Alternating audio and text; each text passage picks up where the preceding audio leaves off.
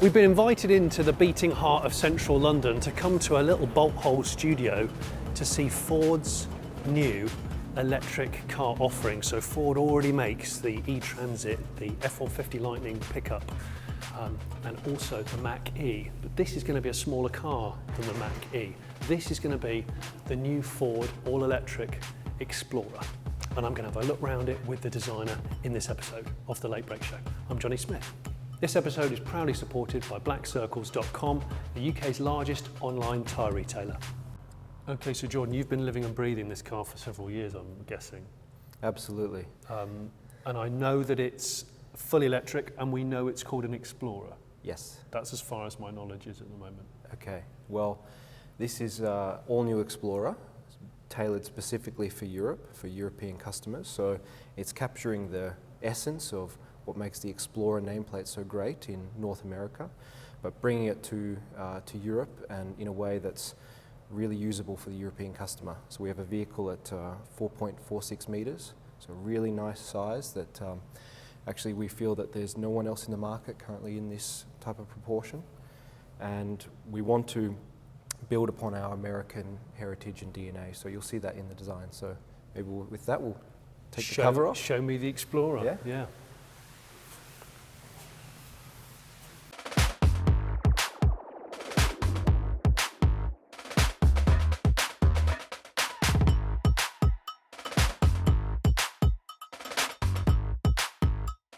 See, that's interesting. I can immediately see at the front anyway a bit of F150 Lightning with the sort of like strong kind of blanking panel, and I really like the F150 Lightning. I think it's a hell of a car. Well, Yeah, it's not a car, it's a truck. You know what I mean? absolutely. I mean, you know, part of our strategy moving forward is to make iconic vehicles electric, and so we started that with products like Mustang Mach-E and F150 Lightning, and now we're bringing it to the Explorer.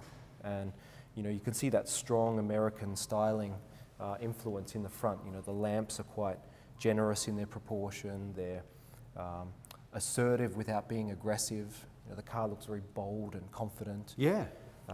And quite proud as well.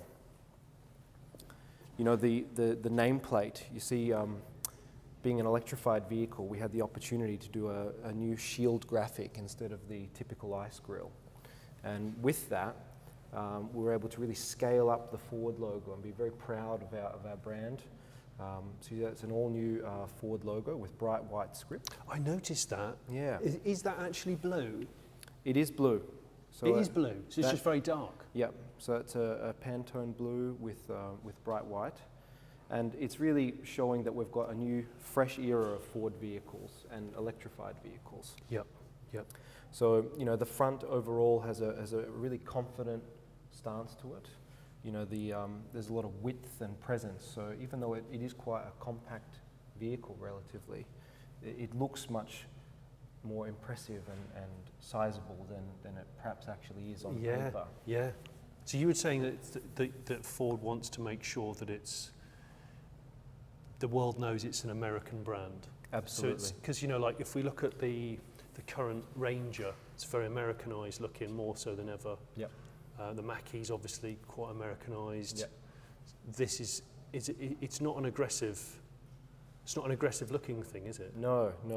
You know, I think for us, you know, all Fords, we try to make sure that they're still very approachable vehicles, you know, vehicles that a lot of people can fall in love with. The shield really helps give it a nice personality. You see the way the lamps interlock. Again, a bit like what you mentioned about F150. It is like F150, I like that. And so this is the shield, you refer to this That's as the shield, yeah. So that obviously aids in aerodynamics. It has a really nice flush execution with the surrounding elements, and you know, the way that it accelerates to the side of the car. So the car is still keeping aero and a low drag coefficient at the forefront of all our choices on this vehicle. That's the challenge that you guys have, isn't it? You want something that's got quite a chiseled presence, size, but you're trying to make it an efficient EV at the same time, which is no easy task. Absolutely, it's a real tension, right? Yeah. I mean, you don't want to make a brick in the wind, so it's you have to find the right balance between the uprightness of this nose and as it starts to gradually slant back. Yeah. that's all helping the air to start guiding over and lowering that initial point of contact. Yeah. The way the corners nicely wrap around the car. These integrated air curtains you see on the side of the vehicle. So that skid plate, gives on the bottom a lot of width and presence, but it also is a functional bit of aerodynamics that guides air smoothly down the side of the car. I've just noticed as well, it says Explorer. The model is on the front, which is quite unusual, isn't it? You don't normally see the model of a car on the front. With Explorer, we'd usually put the Explorer on the front end, but not all Fords. That's definitely correct. Yep. So again, making certain vehicles iconic is important to us to have that Ford and then Explorer, so that each vehicle has its own really strong character. Let's have a look at the side. There's some cool things on the side that Absolutely. I want to look at. So John, before we talk about the side design, just to recap, size-wise, this fits between what? Kuga and Mach-E? No, it's actually a little bit smaller than a Kuga. It's smaller than a Kuga. Yeah, right? so this is 4.46 meters in length. Yeah. So it's bigger than a Puma. Yeah. Slightly bigger than a Focus. Yeah. But smaller than a Kuga. And is it on an all-new platform, or is it sharing this platform with something that we already know? The platform is part of an alliance, but the vehicle itself is very much a Ford vehicle. Okay. And the range, I just saw when we came in this morning, the range is not completely confirmed Yeah, we're yet. still working on final figures, so Yeah. you'll get some final numbers soon. They've said about 500 kilometres. It's about 300 miles. Yeah, you can say that. We can say that? Yeah. And is it going to be 4 and 2-wheel drive, or is it going to be 4-wheel drive only? There's both options. Same as the Mach-E, so you can get single motor, twin motor. Mm-hmm. Now we've got that out of the way. Design. What I like about the profile of it is it's quite simple, because there's a lot of busy design going on these days. Absolutely. And it can be a bit much. In the world of vehicles, there's kind of a lot of cars fighting for attention. Mm.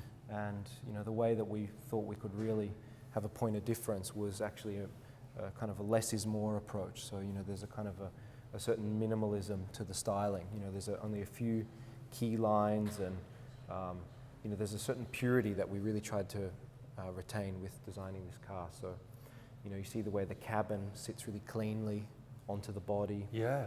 That front fender line that just comes straight off the belt and into the car. It's quite a low belt line, because normally doors in the past have got massive and glass houses have got shallower. Yeah, I think it's important for us that that the cabin still feels inviting and light and airy.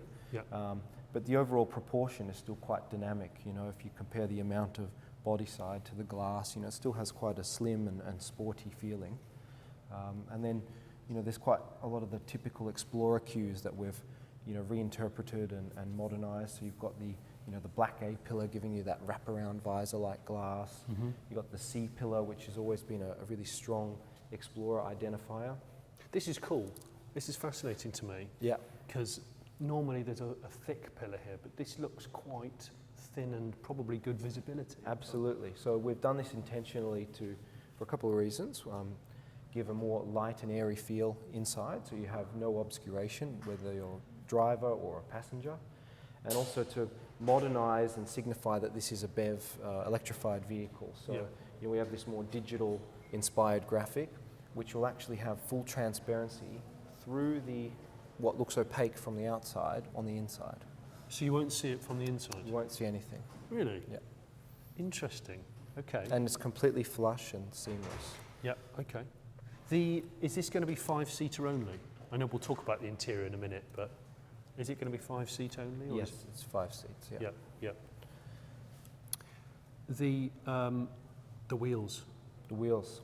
So these are, what size are these? Hang on. So these are 21-inch. 21s. And we've got 3 different wheel options. We've got 19, 20 and 21. So this is a top spec wheel. Yeah. But 19 is your smallest size. So already quite a decent offering. Big. Yeah. Exactly. Head to the Black Circle's website, enter your vehicle registration number and your postcode, and then you'll find the most suitable tyres for your car and your budget. There are thousands of reviews of different tyres from real customers to help you choose the best tyres for your car. And with the Black Circle's Click and Fit service, with over 2,000 tyre fitting partners, there will be a garage or a mobile tyre fitter conveniently located near you. All the wheels have been specifically designed, again, with aero in mind, range being a key feature for any electrified product. Yeah. So you can see those nice sheer open surfaces juxtaposed. I like the wheels. Yeah, with some really technical details. Yeah. And there's a really nice amount of dish and 3D to them that just gives it that extra kind of sporty, rear-wheel drive presence. So that's got more dish on it than the front one slide, isn't that's it? correct. Yeah, yep. This is a staggered offset, so you get that powerful rear-wheel drive look. Because like at the front, if you look at the front end here, when we were talking about the front, it's definitely a very bonneted car. Absolutely. But the overhangs are quite... The overhangs are really short and tight, and that's really useful. Obviously manoeuvring in the city, not having to worry about a long front overhang getting in the way as you're trying to get about. Yeah. But that bonnet, that horizontal bonnet, and the strong kind of two box was very conscious effort from us. We again, the proportion of the vehicle, signifying that American SUV was really important. Am I right in thinking that the Explorer name is still on sale in America? Yes. There'll be Americans watching this who will go, of course it is, but I don't know because I'm not American. So the Explorer in America is huge, isn't it? I think I've had a hire car Explorer in the past. So that's on sale now. This is not going to be on sale in North America, or it is? This is for Europe only. For Europe only, because I know that you use like the Bronco and the Bronco Sport as two different models. Sure. The Bronco Sport's a smaller vehicle, isn't it? It's more kind of a crossover than a full off-roader, isn't it? But this is not going to be on sale in America or Canada. No, this is purely for Europe. Yep. And it's bringing everything that the Explorer is known for and does so well, but tailored product for the European market. So it fits in Europe. Exactly. The Explorer is maybe a little bit big for European roads. Brilliant. Let's go to the back end. The back end might be my favourite bit. Can I just say, what I really like about the back of the Explorer is it's quite abrupt.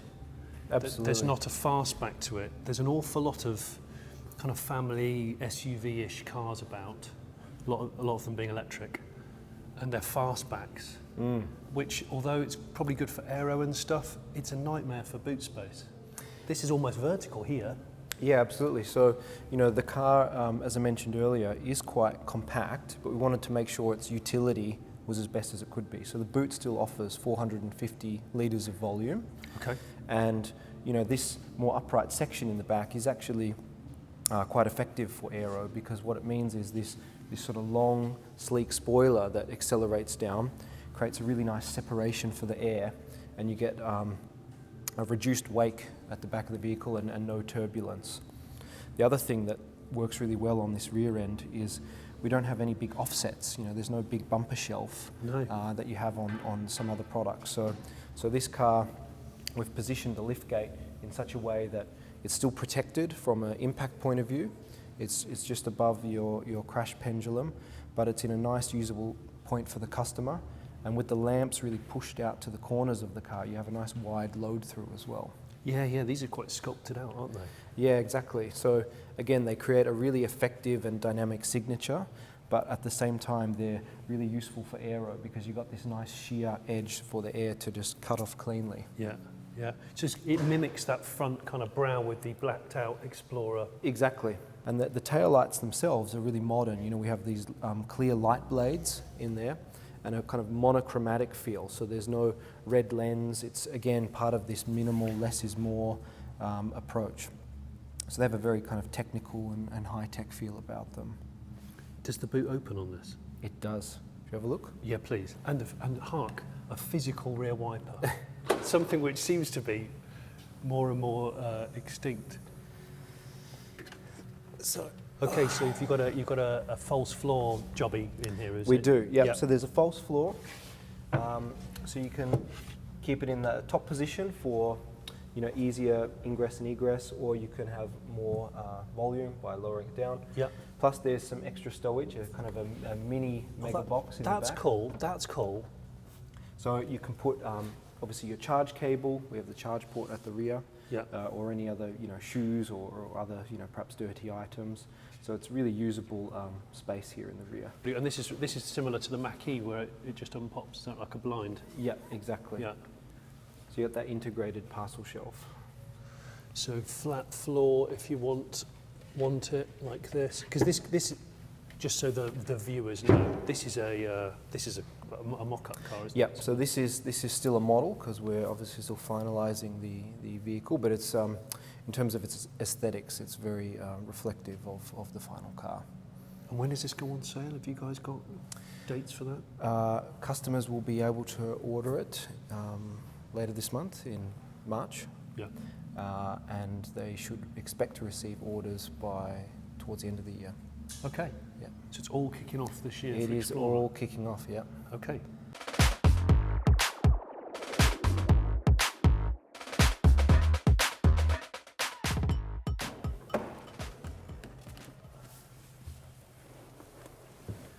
Right, Johnny. So the interior is an extremely modern space. You can see architecturally, we've gone for a very layered and horizontal approach. Yeah. Yeah. And we have what we call a tech layer in this soundbar feature. I was going to top. ask about this. Yeah, it looks does very cool, doesn't it? Surround sound speaker or something. Yeah. Yeah. So that also has an ambient lighting strip. And then the screen is a 15-inch display. We've kept it in portrait mode, so building upon the architecture of products like Mach-E. Mach-E, yeah. Yeah. And it does something really cool. Oh. Actually moves. I was just about to say it's not protruding in the same way. No, no. So it can protrude. It can protrude. So the reason for that is if you want it in this active position that we call it, Yeah. let's say you're using the navigation and you really want to focus more on the screen and see where you're going, Yeah. you can keep it up there. If you know your trip, you can keep it down, keep it out of the way, have a really nice, clean, uninterrupted space. That's cool. And when it's in the down position, or I should say in the up position, it reveals a secret storage. Oh, okay. So this is called My Private Locker down here. So you can put in your phone, your wallet, your keys, whatever. Yeah. And when you actually close that and lock the car, it's mechanically locked. Oh, is it? Yep. So it's like a second glove box? Yeah, but even stronger, there will be an actual steel locking mechanism. So it's actually a locked and discreet hidden space. Wow. Okay. But you do still have a glove box? We still have a glove box. Okay. Right, okay.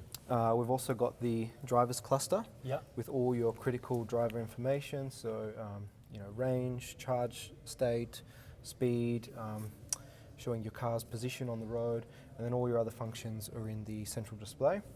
We've kept the climate control, HVAC controls always on the bottom. Yeah. So you don't have to go shifting through any menus, everything that customer needs is always there, and then the active part of the screen will change. Okay. You've got Apple CarPlay, Android Auto, and the home screen is all fully customizable, so you can go to whatever shortcuts you want straight away. Yeah, yeah. I found the Mach-E menu and infotainment pretty easy to navigate, actually. Yeah, exactly. So it's the same family. This is building upon on the Mach-E. Yeah. And then we have some physical buttons with haptics in the bottom here, but these actually have illumination, so at night time you don't have any issue finding where they are. I know who you're having a dig at.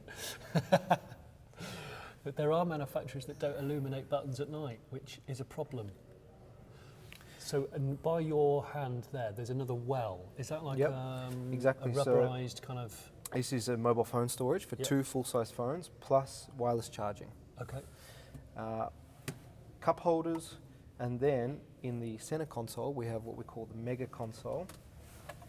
Mega console, because this actually reveals 17 litres of space. You can see my arm fully disappear into there. Bloody hell, that's massive. You can take the cup holders out, move them to this out of the way on the bottom, inside the console. You've got another storage and bin you've there. got even more storage, so you can fit a 15-inch notebook in there, or for example, 3 1.5 litre bottles plus an extra 1 litre bottle. There's so much storage that you've got in here. I do like a notebook, a large notebook. Yep. Yeah. So it's good to know there's room for several. Absolutely. And with having the armrest still, you can hide everything away, plus you get the benefit of having a physical armrest. So we've really used the architecture of an electrified product to give the customer as much storage options as possible. Yeah, and you've still got that lower bit there where you've just put the Exactly, drinks holders. you have this bit under here. That's neat. And of course you've got a pano roof, which I do like. Yep, so this has the panoramic option. There's also a steel roof. So you get with this pano roof 1 square metre of glass on the top. So it makes a really nice light and airy feel. That's always really good for people at the back. Absolutely. I'm going to now get in the back. Let's do it. Seat. Okay, so I'm sat approximately behind myself. What am I, 6'3"? Single piece headrest, but they're actually they're cut in. They're quite slim headrests, which is good because you can see either side a bit more than your normal. Amazing Pano roof. Yeah, I love a pano roof. Amazing headspace. It's quite dug out here, the back of the seat. USB-Cs ×2, and crucially, flat floor, which means the person in the middle has a better time. And if there isn't a person in the middle, armrest, 2 cup holders, and that ski hatch or plank hatch, whatever you want to call it, to allow stuff to come through if you want to transport long stuff. So you're saying that this graphic is going to be invisible from the inside out? Absolutely. So on the production spec car, you won't see any of that graphic from the inside. That's cool. I like that. Yeah, it's a very modern touch. Yeah. That's neat. I like that. We're sitting higher, aren't we? We're sitting higher than the front seats. So the fabric of the seats as well is a vegan man-made leather material. Yep. So it's called Sensico. Has a really nice, soft, supple feel. It does. But is also longer lasting and harder wearing than a traditional leather product, but completely animal-free. Okay, and is that the only textile option, or is There's 2. So this is the premium option, which shows all covered in Sensico, and then the just Explorer will have partial Sensico with textile. Okay. Thank you very much. My pleasure, Johnny.